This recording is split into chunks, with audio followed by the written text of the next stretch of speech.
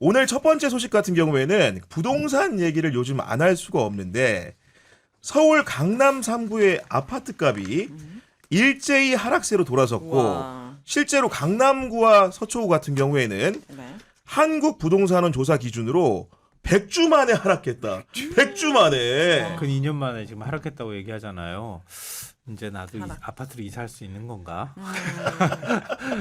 아, 연립에 살고 있는데 아파트는 꿈도 못 꾸기 때문에 쳐다보기만 하고 갈 생각도 못 했거든요. 근데 서울의 다른 지역 아파트들도 강남권의 영향을 받으니까 다른 데도 아파트 값이 올라가 있는 상황이잖아요. 그러니까 거꾸로 말하면 강남하고 용산이 내려가면 다른 데도 같이 이렇게 내려가는 현상이 나올 거라는 거예요. 네. 그러니까 지금 마지막에 부동산의 최정점에 있는 강남의 상승세가 뚝 하고 꺾이면서 마이너스가 됐다고 하는 거는 네. 이재명 대통령이 그동안에 계속 온몸을 던져서 부동산 잡겠습니다. 다주택자들 집 내놓으십시오라고 얘기했던 게 확실히 먹히고 있다. 이건 진짜 의미 있는 일이에요. 우리나라 대통령이 나서가지고 이런 일을 만들어낸 건 처음인 것 같아. 제가 2019년도에 그 정부가 집값을 잡겠다는 걸 믿고 2019년 12월에 집을 팔았거든요. 네. 그리고 매매를 하고 전세로 들어갔어요. 거의 비슷한 가격으로. 그리고 딱 1년 지나니까 그 집이 거의 2배가 돼서 다시는 저는 집을 소유할 수 없는 상황이 됐거든요. 맞아요. 그러니까 사람들의 입장에서는 정부 정책을 신뢰했다가 손해본 경험이 있다 보니까 너무 맞아요. 그거에 대해 이거는 정부보단 부동산이 세구나라는 게 거의 인식처럼 박혀 있었는데 네. 처음 본 것 같아요. 정부가 이 부동산 시장을 컨트롤해내는 그러니까요. 네. 저 나이 50에 문재인 정부 때 집 샀어요. 아. 안 오를 거라고 기대하고 있다가 그때 억지로 떠밀려가지고 집을 영끌해가지고 샀거든요. 네. 그러니까 그때도 저는 집값이 이렇게 그 당시에 그렇게 많이 오를 거라고 생각을 네. 못했어요. 근데 그 배신당한 감정 때문에 사람들이 어차피 집값은 올라갈 거야라고 하는 불필 신화를 믿을 수밖에 없고 그 흐름에 편승할 수밖에 없었던 그렇죠. 거예요. 근데 이제는 안 해도 되겠구나 라는 생각을 하기 시작했다는 거예요. 대한민국에 부동산 아니어도 돈 벌 곳이 있구나. 코스피로 가든 코스닥으로 가든 다른 걸 가도 되겠구나. 이런 게 생겼다는 거고 더 중요한 거는 부동산 정책을 하면 정부 정책에 대해서 국민들이 일단 기본적으로 깔고 봐. 그렇죠. 맞아. 안 믿어. 안 믿죠. 요 좀만 더 기다리면 다 원상 회복되거나 버티면 이긴다. 올라갈 거야. 근데 그게 없어지기 시작했다는 거예요. 그것도 오롯이 대통령이 전면에 나서서 자기가 총알바지하면서 가고 있다는 건데 이 정도쯤 되면 다른 정책을 세밀하게만 잘 내놓으면은 이거 먹힐 것 같다. 이게 부동산이라는 게 그 부동산 가격에서 멈추는 게 아니라 정말 많은 사이드 이펙트를 갖게 되잖아요. 그렇죠. 부동산 때문에 뭐 집을 못 구해서 결혼을 못 해갖고 출생률이 떨어지는 부분도 있었고 부동산에 너무 돈이 많이 묶여버리다 보니까 기업들이 자금 조달하기가 어렵고 근데 이 부동산이란 해법만 풀고 그 자금이 이동이 된다면 사실 주식으로 돈 번 사람들한테 비판하지 않아요. 왜냐하면 그건 부가가치를 만들고 그 기업이 자본 순환을 시키는 거니까. 근데 부동산으로 돈 번 사람들한테는 막 약간의 뭐 부러움 반 그리고 비판 반이 저 부가가치 하나 없는 걸로 저렇게 돈을 벌었다라고 했는데 이런 대한민국 전체로 봤을 때는 정말 좋은 방향성으로 가고 있다. 그리고 그 선봉이 이재명 정부와 이재명 대통령에게 있다라고 네. 하면 될 것 같습니다. 그러니까 지금 전반적으로 큰 기조 자체가 부동산을 확 잡고 주식을 비롯한 자산 시장은 확 늘려준다 이런 기조인 것 같은데 어제 갑자기 방금 전에 이제 오윤혜 씨가 어제 술을 많이 마셨다고 하니까 혹시 네. 코스피가 대박 나서 그런 게 아닌가라는 의심이 드는데. 요즘 술자리에 있는 사람들이 다 입이 이렇게 그렇죠. 그러니까요. 너무 네. 신기한데 어제 제가 을지로를 갔어요. 을지로에 달맞이 힙하다는. 광장이라는 곳 네. 가보셨나요? 소문으로만 듣고 진짜 을지로의 상징인 엄청나게 많은 사람들이 네. 한 자리에 술 먹는 옆 테이블, 뒤 테이블 다 주식 이야기하고 있더라고요. 그, 특히 젊은 친구들이 막 서로가 코스피 너 뭐 샀니? 부동산은 앞으로 어떻게 될 거고. 특히 젊은 30, 20, 30, 40 이런 분들이 그러니까 경제와 주식에 너무너무 관심이 많아졌다. 저는 어떻게 보면은 30대 법조인이다 보니까 주변이 정말 보수적이에요. 그리고 저희 뭐 동기방, 단톡방 이런 데서는 거의 이재명 대통령은 악마였거든요. 요즘은 다릅니다. 황상. 그는 신이야. 돈이 복사가 된다고 그를 믿었더니 막 이런 식으로 정말 그러니까 네. 모르겠고 이재명 대통령이 뭐 선한지는 모르겠는데 일단 내 돈은 불려준다. 이재명 최고야라는 식으로 확실히 여론이 바뀌었어요. 아니 우리 정구승 변호사와 오윤혜 씨가 전한 여론이 정말로 맞는 게 네. 어제 이제 전국 지표조사 결과가 있었고 오늘 네. 같은 경우에는 한국갤럽의 여론조사 결과가 있었는데 두 결과 모두 공통점은 이재명 대통령에 대한 국정 지지율이 최근 6개월 사이에 최고치라는 점입니다. 네, 이재명 대통령이 최고치가 갤럽 조사 기준으로 65였거든요. 네. 근데 64가 나왔어요. 그러니까 거의 최고치에 근접하는 수치가 나왔다는 거고요. MBS 조사도 거의 최고치였거든요. 67이 나왔으니까 추이가 같다. 그리고 이 정도는 신뢰할 수 있겠다. 그렇게 생각할 수 있을 것 같고요. 긍부정 평가 이후 네. 굳이 제가 말씀 안 드려도 될 것 같아요. 부동산이에요. 부동산, 경제, 외교 그리고 소통 능력. 물론 이제 부동산에 대해서 국민의힘이 계속 다주택자를 뭐 악마한다 뭐 이런 것 때문에 보수층한테는 또 부동산이 부정평가 1위로 나오기도 하는데 일단 긍정평가 기준으로 보면은 우리가 지금 얘기하고 있는 많은 사람들이 피부로 느끼고 있는 것이 지지율로 그대로 반영이 됐다고 볼 수 있고요. 심지어 대구 경북 전 지역에서 다 이재명 대통령 긍정평가가 높은데 네. 대구 경북의 긍정이 48, 부정이 39. 대구 경북에서조차 높게 나온다. 네. 연령별 긍부정 평가 보면 전 세대가 다 높게 나오는데 특히 20, 30대 지난번에도 저희가 말씀드렸잖아요. 20대가 47대 30. 20대 긍정 평가가 훨씬 더 높죠. 30대 55대 32. 70대 이상 54대 35. 네. 이렇게 나옵니다. 야, 그 오윤혜 씨가 어제 만났던 2030들이 다 이런 그 사안에 해당되는 게 아닌가 싶은데 네. 저는 긍정평가 사유 중에서 소수 의견 같은 경우에 재밌게 읽은 부분이 있는데 어떤 사유들을 제시했냐면은 첫 번째 공약 실천 그런 그 긍정평가 사유도 있고요. 두 번째 국민을 위함.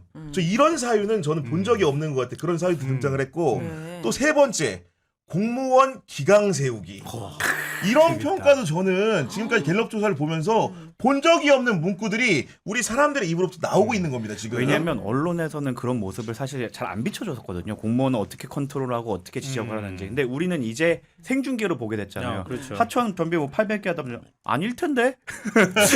내가 성남에서 했을 때는 그것만 1000몇 개였는데 전국이 800개라고. 그 다음에 바로 트윗으로 경고하잖아요. 기회 한 번 더 준다. 그렇죠. 네. 제대로 보고해라. 제대로 보고해라. 마지막 기회다. 저는 이 정도면은 사실은 대통령한테 이미 뭐가 들어왔다는 소리예요. 어디랑 어디랑 유착된 것 같다. 알면서 마지막 기회 준다. 이렇게 하는 걸 보면 이미 이 사람은 우리 오지원께 나오잖아요. 저는 이 게임을 해봤어요가 대통령이 확실히 보여주고 있다. 그리고 저는 그 공무원 그 부분에 대해서도 신상필벌이 정말 제일 중요한 부분인데 그 부분에 대해서도 정말 이 대통령이 잘하고 있다. 그 내부 고발 이런 거 하면은 로또보다 낮게 해주라. 사실 그거 잡아내는 게 공익제보 아니면 진짜 쉽지 않고 지금 뭐 저도 공익제보자 출신이고 공익제보자들을 많이 돕고 있지만 그분들이 처음에 막 언론의 관심을 받을 때야 조금 이렇게 지원도 받고 정서적 지지를 받지만 시간이 지나고 재판이 시작되면 오히려 수사가 끝나고 재판이 시작되면 철저하게 관심을 못 받고 그러다 보니까 오히려 내가 괜히 했다라는 게 나오고 그걸 주변 사람들이 보면서 저렇게 공익제보하면 안 되겠다라는 얘기가 나오는데 만약에 이걸로 돈으로 뭐 주가 조작 공익제보해서 몇백억 벌게 해준다고 하면은 그러면은 그런 주가 조작이나 이런 거 하는 사람들 입장에서도 비용이 올라가고 갈등이 생기는 거죠. 제가 혹시 주가 조작으로 못 받았을까 이런 거 아닐까? 네. 그게 정말 현명하다. 그렇게 함으로써 공무원 내부에서도 아마 또 제보도 엄청 많이 들어올 거예요. 저는 그- 약간 그런 느낌이 들었어요. 이렇게 국무회의나 이렇게 대통령이 일하는 방식을 봤을 때 그동안은 다 장관들이나 공무원들이 어떤 일을 막 해가지고 보고하면 컨펌을 하는 역할이 대통령이 아닐까? 형식적으로 네, 맞죠. 그런 생각이 들었거든요. 일개미들이 막 일을 해오면 여왕개미가 딱 선택하듯이. 근데 지금 대통령이 엄청난 일개미 같은 느낌이 들고 오히려 이 부처에 일을 해야 되는 사람들이 못 따라가고 있다. 그러니까 일을 시키면 사실 1+알파를 해야지 되는데 지금 일도 제대로 뭔지를 모르는 사람들이 있다 보니까 거기서 일을 잘하고 못하고 이제 확실하게 보이는 거예요. 맞아요. 일하는 방식이 완전 다르더라고요. 그거를 생중계로 보여주는 누가 봐도 국민이 봤을 때도 어떤 공무원이 일을 잘하는지 어떤 공무원이 일을 못하는지 대통령의 질문에 대한 대답을 하는 걸 그러니까요. 보면서 우리가 평가할 수 있으니까요. 저도 본 거 얘기하자면은 네. 이거 1시간만 가지고도 모자라. 너무 많은 일화가 맞아요. 진짜 정말 많은 일화가 있는데요. 네. 근데 여론조사를 기준으로만 얘기하면 예전에도 제가 한번 말씀드린 것 같은데 칭찬에 있어서 굉장히 디테일하게 주관식 응답이 나오면 잘하고 있다는 뜻이에요. 그렇죠. 부정평가는 이유를 물어보면요 몇 가지 안 돼. 부정평가 왜 싫어하는 거야? 그냥 싫은데 이렇게 나온다는 거야 그냥. 부동산 이런. 그렇게 나온다는 거예요. 네. 근데 그게 아주 구체적으로 내용들이 나온다는 얘기는 자기가 분명히 뭔가 피부로 느끼는 사유가 있다는 뜻이거든요. 맞아요. 그 주관식에 이렇게 디테일한 응답들이 나오고 있다는 거는 그만큼 좋게 평가하는 사람들이 많아지고 있다는 징표예요. 이게 피부로 느껴져서 그래요. 사실 관세 협상 같은 경우에는 이게 나랑 직접적으로 어떤 상관이 있을지 사실 잘 몰라. 잘했다고 하면 잘하는 거구나. 근데 이제 빵값, 밀가루값 이런 거 내려버려서 야, 진짜 내 바로 빵값이 옵니다. 네. 1,000원, 10,000원씩 내려가면 이거 뭐야? 그동안 왜 안 했어? 이게 이렇게 담합을 해서 이렇게 했었던 거라고? 이러니까 피부로 와닿는 거죠. 지금까지 물가가 안정된다. 그래서 잘한다는 건 봤는데 물가가 내려갔다는 건 처음 들었어요. 맞아. 예, K값이 10,000원이 내렸대요. 어, 그러니까 맞아요. 담합을 네. 했다기 때문에 정상 가격으로 만들어준 거잖아요. 그러니까 지금까지 국민의힘이 비판할 때 뭐 빨갱이다 시장 경제를 뭐 한다라고 하는데 진짜 자본주의를 하는 거죠. 자본주의는 경쟁이 원칙인데 경쟁을 안 하고 담합을 해서 꽁으로 이득 얻던 것들을 깨서 진짜 자본주의 경쟁을 하게 만듦으로써 사실 오히려 복리도 늘어나고 사람들은 물가도 안정되고 그렇습니다. 이게 진짜 자본주의인 거 아닌가 싶어요. 네. 그리고 이제 우리 흔히들 얘기하면 지역별로는 보수의 아성함은 TK를 얘기하는데 의외로 네. 충남 대전 민심이 사실은 정체된 경우들이 많은데 이번 지표를 보면은 대전 세종 충남에서도 굉장히 놀라운 결과가 나오고 있는 것 같습니다. 그래요? 지금 전체 평균이 지금 64라고 제가 말씀드렸잖아요. 네. 이재명 대통령 국정수행 평가에 대한 긍정률이요. 대전, 세종, 충청이 68 나왔어요. 서울이 64고요. 인천, 경기가 62예요. 왜 이렇게 근데 높아요, 충청? 충청이 68이 나온다는 거예요. 이거는 광주, 전라 외에 네. 그 다음에는 높은 순서예요. 두 번째로 높은 지지율. 이게 왜 이런 거예요? 그리고 충청도 분들은 그러잖아요. 뭘 이렇게 줘도 아유 저뭐 그냥 절대로 줘요. 그냥 네. 뭐 마음대로 해요. 그런 다음에 마음에 안 들면 개나 줘버려요. 뭐 이렇게 얘기하는 데잖아요. 네. 원래 그래요? 지지 의사를 똑바로 이렇게 얘기를 잘 안 해. 자기 마음을 잘 표출을 안 하는 데인데 네. 이게 이번만 이렇게 나온 게 아니고요. 이재명 대통령 집권 이후에 줄곧 쭉 하면서 이렇게 나와요. 아, 이 지역의 이건 흐름이 분명하게 자신들의 의사 표현을 하고 있다는 뜻이거든요. 메가시티 때문에 그런 거예요? 뭐 이거 합친다 이런 거? 그것도 기대감이 전 있을 것 같고요. 네. 그리고 세종시를 중심으로 해서 이재명 대통령이 결국 청와대까지 옮기겠다고 하는 뜻을 밝히고 있잖아요. 아, 지방 최종으로? 이전까지. 네. 네. 국회에도 지금 이제 공사 들어간다고 하잖아요. 네. 그러니까 진짜 진정한 행정 도시가 수도가 된다라고 하는 기대감이 기대감이. 있고 개헌만 하면 그냥 갈 수 있는 거거든요. 개엄이요? 개헌. 발음을 깜짝 놀랐잖아요. 지금. 트라우마가 개엄만 하면 갈 수 있다니. 뭐 개엄에도 갈 수도 있어요. 개헌에도 가고 개엄에도 가긴 갑니다 지금. 네. 개헌. 네, 아. 죄송합니다. 말을 못하게. 깜짝 놀랐잖아요. 네, 개헌만 하면. 그런 기대감. 네. 그리고 국민들이 느끼는 정책 효능감 이런 것들이 다 버무려진 것 같아요. 야, 이런 효능감 속에서 또 반사 이익을 누리는 거는 지방선거를 앞둔 정당이라고 할 수밖에 없는 거고 실제로 민주당 지지율이 꾸준하게 잘 나오는 상황입니다. 갤럽 조사에서도 네. 민주당에 대한 지지가 43%, 국민의힘에 대한 지지는 22%에 불과했기 때문에 거의 2배 차이가 나는 상황. 네. 그리고 그 외의 정당들 같은 경우에는 크다란 비율을 가져가지 못하는 그런 상황들이 연출되고 있는 건데 기본적으로 민주당이 선거 치르는데 굉장히 유리하지 않겠습니까? 사실 새로운 아젠다를 낼 이유가 없어요. 대통령. 그리고 우리는 거기를 그 대통령이 하고 있는 일을 지방 정부가 서포트하겠다. 간판만 나도록 지금 퍼센트가 이렇게 나오고 사실 민주당 퍼센트보다 대통령 퍼센트가 거의 20% 가까이가 높아요. 그러면 민주당이 우리를 따로 대통령이랑 따로 뭘 하겠어요 하는 게 43%로 받는다면 저는 대통령의 정책 방향을 그대로 지방 정부가 승계해서 더 같이 나가겠다라는 아젠다만 가지고 가더라도 충분히 이길 수 있다. 추종만 해도 이길 수 그렇죠. 있다. 이런 말씀을 주시는 거죠. 주식도 똑같아요. 대통령이 산 거 그대로 사면 돈을 법니다. 지금 선거도 비슷하다고 생각해요. 대통령이 하는 것처럼 따라만 해도. 네. 그러니까 0.5 이재명만 해도 제가 볼 때는 괜찮다라고 생각을 해요. 아니 2022년 바로 직전 지난번 지방선거 때 봐요. 뭘 한 게 있다고 국민의힘이 다 가져갔어. 말이 안 되잖아요. 대선 바로 직후에 치러졌던 지방선거였기 때문에. 프리미엄이. 네, 그럼요. 그러니까 뭔가 대통령이 국정수행하는데 우리가 같이 좀 힘을 실어줘야 되지 않겠어? 이렇게 가는 거란 말이에요. 근데 이번에는 이재명 대통령 지지율이 저렇게 높은 상황인데 이 흐름을 어떻게 다시 뭐 거스르거나 바꿀 수 있겠어요? 아니 제가 어제 이제 민주당의 한 국회의원하고 이제 만나가지고 이제 담소를 좀 나눴는데 그분이 이제 나름대로는 그 주식이나 증권 분야에 좀 전문가로 알려져 있어요. 네. 그런데 그 사실 정치인 중에는 여러 종류가 있는데 어떤 사람들은 정치에만 관심 있고 돈 버는 데는 사실 터부시하는 분들이 있거든요. 그렇죠. 네. 그런 부류 중에 하나가 갑자기 자기를 쓱 모 의원 일로 와봐 그러더니 이렇게 물었다는 거예요. ETF는 어떻게 사는 거야?